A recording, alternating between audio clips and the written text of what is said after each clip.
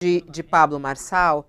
E eu não sei se você percebeu ou não, Josias, mas nessa imagem, quem é o treinador de Pablo Marçal é justamente Renato Cariani, que também foi alvo de investigação, mas investigação pela Polícia Federal. Ele está sendo investigado, ele foi indiciado pela Polícia Federal por tráfico de drogas, associação ao tráfico e lavagem de dinheiro. Essas investigações apontam que Renato Cariani, juntamente com outros dois sócios dele, estariam envolvidos em desvio de produtos químicos destinado à produção de drogas, que seria inclusive drogas que abastecem facções criminosas como o PCC. E essa é uma outra questão também, né? Como é que você vê aí esses treinos de Pablo Marçal, essa investigação como o Pedro nos conta, e o que isso pesa contra Pablo Marçal? Ele é um personagem muito peculiar, não é, Fabiola? E é um personagem típico dessa modernidade tóxica de um pedaço da política brasileira. Ele faz o que for necessário para se manter na crista da onda digital e se tornar agora competitivo naquele objetivo que ele traçou para si mesmo, que é virar prefeito de São Paulo, né? Então veja o contraste. Ele hoje está fazendo com que aquela personagem que tinha potencial para ser terceira colocada, que era a Tabata Amaral, comece a comer poeira. Tabata Amaral ainda está em situação de empate técnico em algumas pesquisas em relação ao Pablo Marçal, mas já atrás dele, Pablo Marçal à frente. Então, pessoas que se preparam politicamente, que se equipam intelectualmente para seduzir eleitores com ideias, programas de governo, como é o caso da Tabata Amaral, uma moça muito bem formada, que já tem alguma tarimba política, que obteve por meio do exercício de mandato de deputada, uma personagem que passou por Harvard, uma formação intelectual sólida. Já esteve conosco aqui, deu uma entrevista, expôs planos para São Paulo. Essa personagem vai à campanha pela prefeitura da maior capital do país, a maior e mais relevante capital do país, para disputar uma vaga, para disputar posição contra fenômenos de internet, como o Pablo Marçal, que exercitam o seu ego como quem estoura uma garrafa de champanhe, vazando espuma para cima, né? Então ele faz o que for necessário. E a presença dele num vídeo, acabando de ver,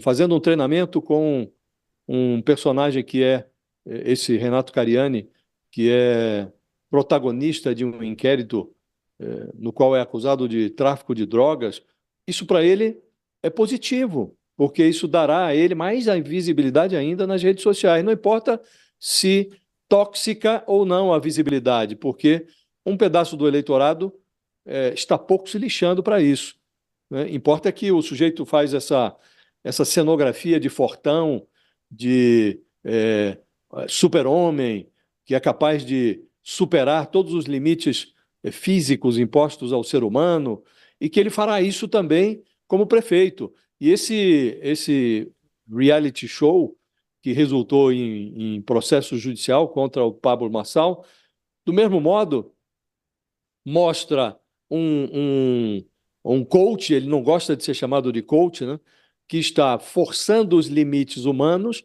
portanto, treinando as pessoas para superarem os seus limites, e se isso vai resultar em processo judicial, como de fato resultou, para ele também pouco importa. Isso dará mais visibilidade a ele. E é muito curioso quando ele se refere a essas vicissitudes, né? Um processo aqui, a companhia tóxica ali. Então, é um personagem da nossa era, Fabiola. E é muito triste, porque poderia até disputar, mas ele tinha que colocar meio quilo de ideias na balança, né? Mas E não você acha ficar que é com uma essas questão de exibições ideias, aí. Josias, nesse sentido? Porque, por exemplo, assim, eu fico pensando em todas essas denúncias feitas, né? Teve um caso de uma morte, claro que isso daí não é o alvo da investigação, né, Pedro? Mas é algo que pesa ali nesses eventos promovidos por ele. tem essas denúncias das pessoas falando do que elas eram submetidas. Quer dizer, Tortura um personagem mesmo, né? como esse pode ser candidato, quer dizer, tem que entrar alguma coisa relacionada à justiça eleitoral. Um personagem como esse, que tem investigações desse jeito, que não pode realizar eventos ao ar livre, por exemplo, como esse, né? Ele pode ser candidato à Prefeitura de São Paulo? É isso que eu fico me questionando, sabe? O bom senso não recomendaria, né, Fabíola? Mas será candidato, porque não há, aparentemente, de que se tenha notícia, não há vestígio ainda de processo no qual ele tenha sido condenado em última instância, com trânsito e julgado. Portanto, isso contribui, é a espuma a que me referia, que dá a ele visibilidade nas redes sociais. E nós tivemos um presidente da República, Fabíola, que estimulava a distribuição de armas e que fez atrocidades durante a pandemia, que conspirou contra a ciência, que distribuiu medicamentos inservíveis no combate à Covid, que estimulou o Exército Brasileiro a comprar cloroquina. E esse personagem, ele se tornou candidato à reeleição. Foi barrado pelo eleitor e depois pela Justiça Eleitoral, que o tornou inelegível. E agora pode ser condecorado aí com algumas medalhas criminais pelo Supremo Tribunal Federal. Mas veja a demora do processo judicial no Brasil, não é? Você começa a investigar um personagem durante a sua gestão, no caso do Bolsonaro, teve 4 anos, e ele só foi ser realmente bloqueado do ponto de vista eleitoral, e ainda faltam as sentenças criminais, só foi bloqueado depois da eleição. Imagine se ele tivesse sido reeleito.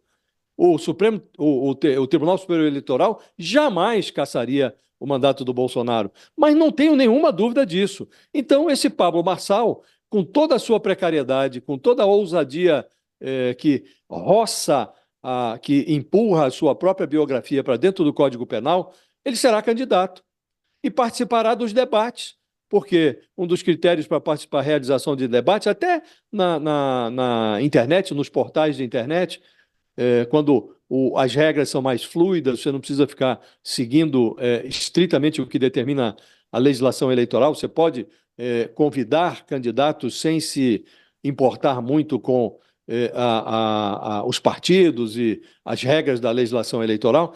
Até nesse caso, quem está bem posto na pesquisa, como é que você não vai chamar para um debate?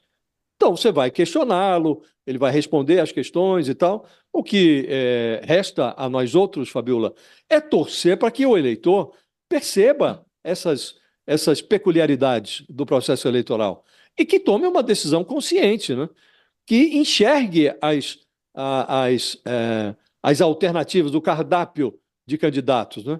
Então, assim como quem vai a um restaurante não pede para comer lixo, quem vai à urna também deve olhar o buffet, ver quais são as opções de candidato e escolher um candidato que ofereça ideias saudáveis, né? Então, é o que resta a torcer.